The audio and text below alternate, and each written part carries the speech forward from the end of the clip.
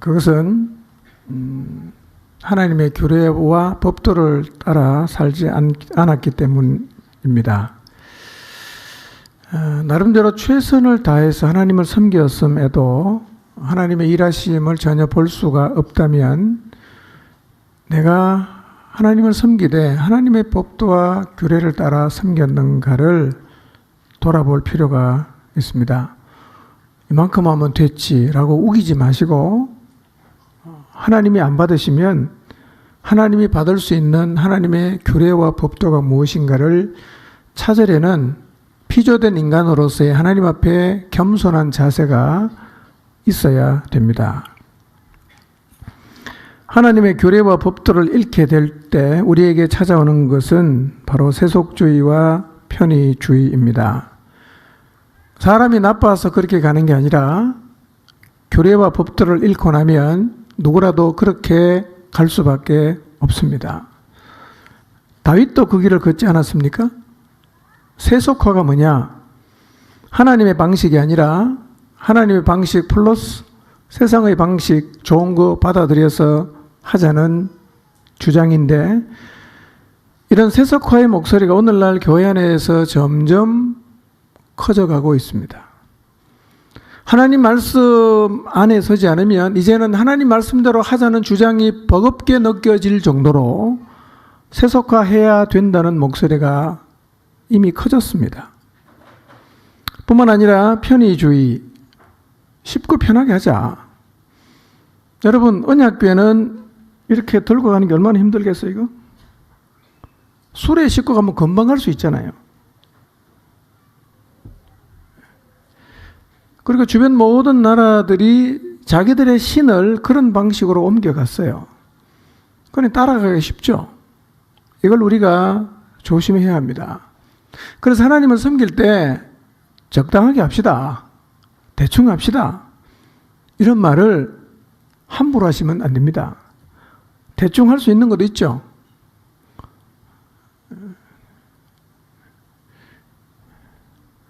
오늘 점심 대충 먹읍시다. 괜찮아요. 예. 그러나 하나님을 섬기는 것은 절대로 대충 합시다라고 말하면 안 돼요. 하나님이 하라는 대로 해야 되니까. 그것이 그분을 향한 경외하는 자세입니다. 이렇게 하나님의 규례와 법도가 정해져 있음에도 불구하고 이스라엘 백성이 이 규례와 법도를 따르지 않게 된 가장 주요한 원인은 그 사람들이 특별하게 태생적으로 나빴기 때문이 아니라 하나님 말씀하시는 대로 율법 전체를 읽어주고 설명해주고 지키게 하라고 하신 하나님 말씀에 순종하지 않았기 때문입니다. 결국 이스라엘의 위기는 다른 것에서 시작된 것이 아니라 하나님 말씀을 멀리하는 데서 시작이 되었습니다. 멀어졌어요. 하나님 뭐라고 말씀하시는지 다 잊어먹었습니다. 그리고 자기도 모르는 사이에 이스라엘에 굉장한 위기가 찾아왔습니다. 오늘날도 이미 한국 교회 안에 이런 위기가 찾아왔다고 보아야 하는데, 이유가 뭐냐면 성경을 왜 읽어야 되는지 이유를 갖지 못한 사람이 너무 많습니다. 성경을 왜 읽어야 되냐는 거예요. 바빠 죽겠는데. 주일 와서 설교만 들으면 되지 뭐 때문에 앉아서 성경을 또 읽어야 되는가라는 생각을 하는 사람이 주변을 돌아보세요. 너무너무 많습니다. 그러면 성경을 안 읽는 사람이 하나님의 규례와 법도를 알겠습니까? 그런 사람이 교회 안에서 목소리를 내면 뭐 하자고 하겠어요? 세속화대로 되게 가자. 편안하게 하자. 이걸 주장하지 않겠어요? 이런 목소리가 너무너무 커졌어요. 여러분, 말씀 없이 인생을 사는 것, 말씀 없이 신앙생활을 하는 것은 아주 위험한 것입니다. 이스라엘의 문제의 출발이 무엇이었던가? 그들의 마음속에서 하나님 말씀이 없어져 버린 것이었습니다. 그러므로 우리가 조심해야 되는 것은 우리의 마음속에서 하나님 말씀이 사라지지 않게 하는 것입니다. 여러분의 마음속에서 하나님 말씀이 사라지지 않게 하시기를 바랍니다. 성경 읽는 거 절대로 시간 낭비 아닙니다. 많이 읽으십시오. 10번, 20번, 100번 읽어도 괜찮아요. 성경은 지식이 아니라 양식입니다. 먹어야 살지 않겠어요? 우리 영혼이? 특히 자녀들에게 하나님 말씀을 전해주고 가르치는 일을 소홀히 하지 마시기를 바랍니다. 요즘에는 다 애를 한 명이나 둘밖에 안 낳잖아요. 최소 3명은 낳으라고 제가 당부했는데 우리 아이들부터 안 낳겠답니다. 그래서 할 말이 없네요. 예. 이 말 듣고 회개하고 3명을 낳았으면 좋겠어요. 이렇게 아이를 적게 낳다 보니까 생기는 문제가 뭐냐면요. 다 금덩입니다. 금덩입니다. 예. 그래서요, 요즘에는 아기 보기 잘못하면 교회가 시험 듭니다. 애를 잘 돌봐야 돼요. 왜냐하면 애 잘못 돌보면 부모가 시험 들어서 교회를 안 나옵니다. 우리 세대는요, 애 자빠지면 뭐 그랬구나, 깨지면 깨졌구나, 이렇게 생각했어요. 이제는 자빠지면 CCTV 돌리라 그러잖아. 누가 그런지 잡아내려고 하잖아요. 이런 세상이에요. 그러다 보니까요, 다 그냥 공부만 시키려고 하죠. 신앙교육을 말로는 중요하다고 말을 하지만 실제로 제가 볼 때는 별로 안 중요해요. 공부 다음에 신앙이에요.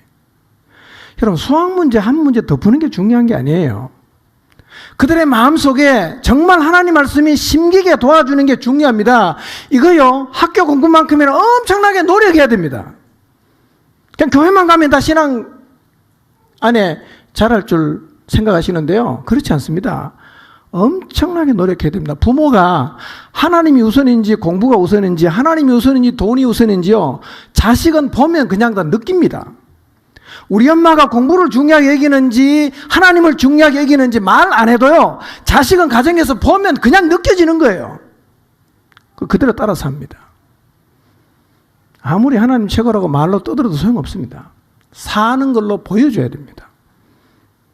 주일날 학원 가라. 야, 교회 맨날 가는 거 빠져먹고 학원 가. 그러면 자녀가 다 캐치합니다. 아, 우리 엄마는 공부가 더 중요하구나. 아는 거예요. 여러분, 신앙도 그냥 전수되는 게 아닙니다. 엄청 노력해야 됩니다. 예. 수학 문제 하나 덜 풀어도 진짜 괜찮습니다. 저도 인생 어느 정도 살아보니까요. 그 영어 문제 하나 더 맞추는 게 중요한 게 아니에요. 진짜야. 우리 인생에 제일 중요한 것은 예수님을 잘 믿는 거지 않습니까? 예수님 믿는 삶의 자세가 언제 형성됩니까? 집에서, 가정에서 다 형성됩니다. 여러분이 초등학교 다닐 때부터 하나님이 중요하다는 걸 말만 하지 말고 삶으로 보여줘야 됩니다. 자연스럽게 배우죠. 그래야 신앙이 전수가 되는 거예요.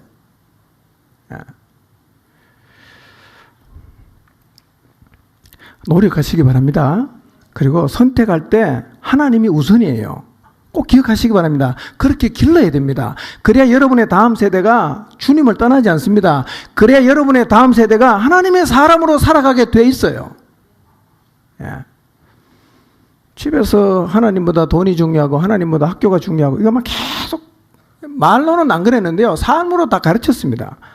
자식이 크면요, 하나님 안 찾습니다. 왜냐하면 그렇게 하나님이 중요하지 않다고 반복적으로 집에서 가르쳐줬기 때문에. 그대로 되는 겁니다. 여러분 자녀들에게 하나님 말씀을 심어주려고 노력을 하십시오. 이게 최고로 중요한 겁니다. 최고로 중요한 거예요.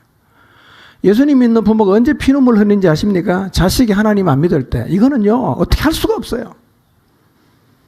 1억 주고 고쳐주면 1억 주지요. 어디라도 다 갖다 줄 수 있어요. 근데 그게 돈 든다고 되는 게 아닙니다, 여러분.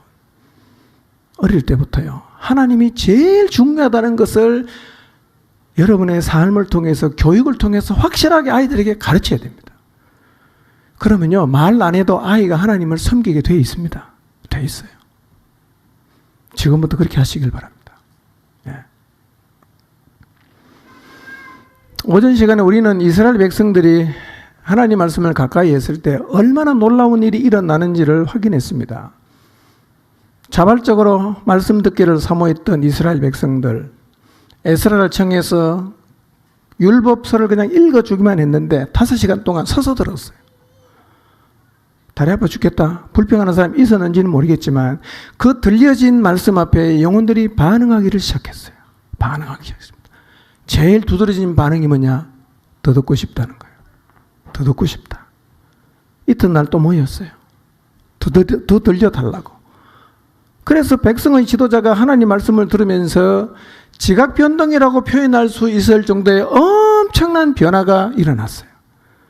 그리고 말씀을 들으면서 어떤 역사가 일어나느냐면 하나님의 말씀에 이끌려가는 놀라운 일들이 일어났다는 거예요. 한쪽 길에도 걸리는 게 아니라 그 말씀에 이끌림을 받습니다. 아, 성경에 초막절을 지키라고 했는데 우리가 안 지켰구나. 우리 지켜야 되지 않겠습니까? 그래서 다 동네로 다니면서 사람들 다 불러 모아갖고 초막절을 지키지 않았습니까? 말씀을 듣고 그냥 울어요. 하나님의 규례가 뭔지를 깨닫고 이대로 지키고자 하는 열정이 있고 그 규례를 따라 지킴으로 그들의 삶 가운데 경험된 하나님으로 인한 즐거움이 그들에게 경험이 되었어요. 한 걸음 더 나아가서 하나님 말씀 앞에서 자기를 본 거예요. 성경을 많이 읽어도 자기 자신을 못 보는 사람이 있습니다. 그러면 아무 일도 안 일어나지 않습니까? 그런데 이스라엘 백성은요, 하나님 말씀을 읽으면서 자기를 봤어요. 회개했습니다. 그러니까 입으로만 말씀대로 살겠습니다. 이게 아니라 삶의 진짜 대대적인 개혁이 일어났어요. 같이 살고 있던 부인을 쫓아냈어요. 이게 쉬운 일이겠습니까? 우리가 이방인하고 하나님이 살지 말라고 했는데 결혼했구나. 쫓아냈어요. 이 에너지가 어디서 나왔겠어요? 이거 누가 시켜서 되겠습니까, 이거? 두들기 팬다고 되겠어요? 안 되는 일입니다. 무엇이 이렇게 하는가? 말씀을 들으니까 그냥 자발적으로 자기들이 다 결단을 했다는 것입니다. 아마 이스라엘 백성은 생각했을 거예요. 우리 이 정도면 뭐 됐지 뭐. 나름 잘 살고 있다고 생각했을 수 있습니다. 그런데요, 하나님 말씀 앞에 서 보니까 자기 자신들이 얼마나 하나님 앞에서 잘못 살고 있는지가 처절하게 느껴집니다. 그래서 그 말씀대로 순종하려고 자기의 삶을 완전히 뒤집어 엎었어요. 여러분, 이런 변화 우리가 기대하는 변화 아닙니까? 삶이 좀 변했으면 좋겠다. 저 사람 인생 좀 변했으면 좋겠다. 여러분, 여러분의 남편을 보면서 여러분의 자녀를 보면서 날마다 드리는 기도가 이 기도가 아닙니까? 이런 변화가 사람이 결심한다고 되는 일입니까? 잔소리한다고 되는 일입니까? 제가 목회를 해보니까요, 사람이 변하는 것은 사람의 한계는 아니에요. 우리는 절대로 사람을 변화시킬 수가 없어요. 우리가 할 수 있는 일은 하나님이 그를 변화시킬 때까지 붙잡고 있는 것 외에는 사실은 별로 할 수 있는 게 없어요. 왜냐하면 아무리 잔소리해도 사람은 변하질 않아요. 근데 이스라엘 백성이 단번에 확 뒤집어졌습니다. 3주 만에 이스라엘 전체에 놀라운 개혁이 일어났습니다. 인간의 힘으로 할 수 없는 사람의 마음의 움직임, 인간의 힘으로 할 수 없는 말씀대로 살고자 하는 열망, 인간의 힘으로 할 수 있는 죄를 떨쳐버리고 하나님 말씀대로 살고자 하는 이 마음이 어디서 생기냐 이거예요. 잔소리한 게 아니었어요. 그냥 하나님 말씀 읽다가 그냥 속에서 불같이 일어나는 거예요. 이래서 살면 안 되겠다. 우리 조상 이렇게 살다가 망했구나. 돌아서자. 여러분, 이 놀라운 일이 하나님 말씀을 가까이 할 때 일어났다는 사실입니다. 그렇기 때문에요, 규례와 법도를 따라 하나님을 섬기는 출발지가 어디인가? 하나님의 말씀을 가까이 하는 데서부터입니다. 하나님 말씀을 가까이 하는 데서부터. 하나님께서 우리에게 이렇게 말씀에 대한 사모함을 주시기를 바랍니다. 그리고 말씀 앞으로 나가는 우리들에게 하나님께서 이스라엘 백성에게 주셨던 말씀대로 살고자 하는 열망, 죄를 벗어나서 죄에서 돌아서고자 하는 마음도 허락해 주시기를 바랍니다. 저는 우리 안에요, 예배를 드리다가 이런 역사가 일어나기를 계속 기도하고 있어요. 아무도 특별하게 얘기한 적 없어요. 너 그거 바꿔라, 너 그거 고쳐라, 이런 말 한 적이 없는데요, 그냥 예배를 드리다가 말씀을 듣다가 그냥 내 마음속에 말씀이 팍 꽂히면서 그냥 돌아서게 되는 거예요. 이런 성령의 역사가 우리 안에 나타나야 합니다. 그래야 사람들이 그런 모습을 통해서 하나님을 볼 수가 있습니다.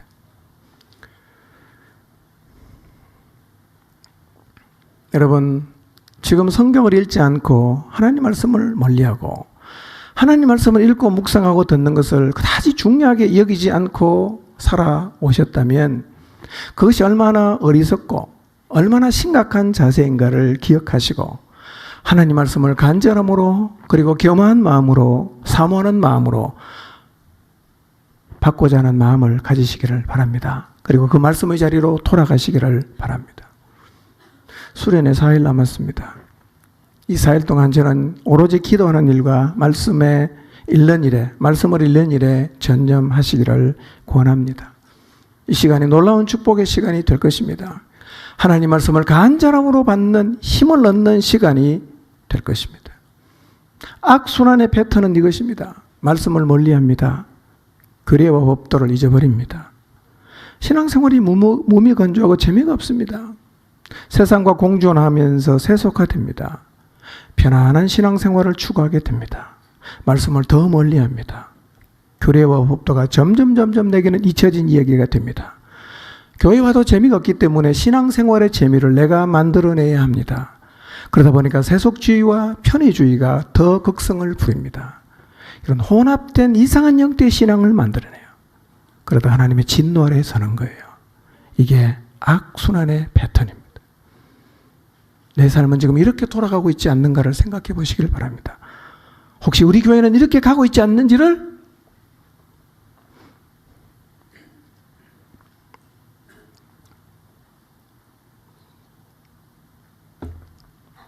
선순환의 패턴은 이것입니다.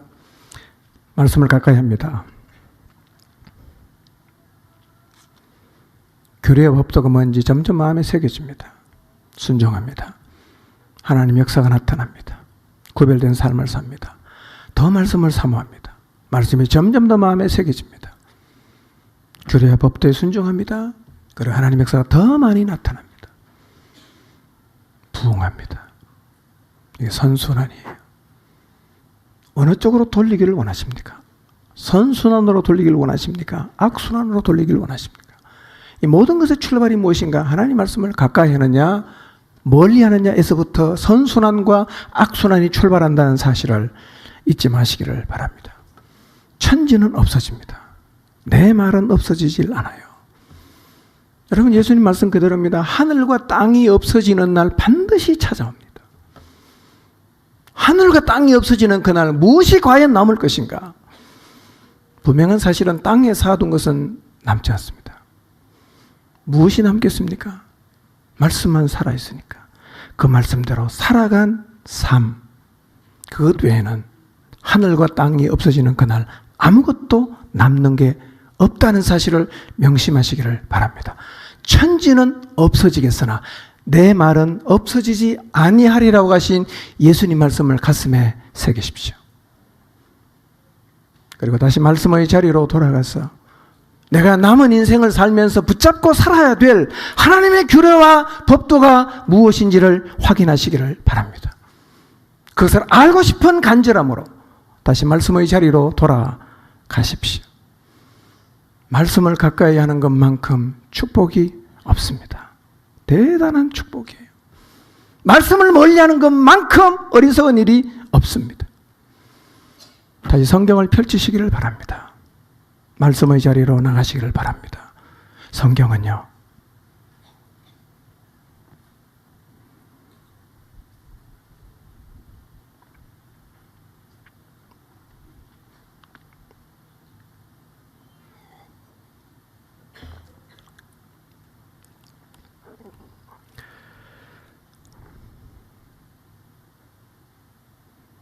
전능하신 하나님의 말씀이에요. 나를 창조하신 하나님의 말씀입니다. 하나님 말씀을 더 가까이 하셔서 하나님의 영향만을 받는 하나님의 사람으로 살아가시기를 바랍니다. 기도하겠습니다.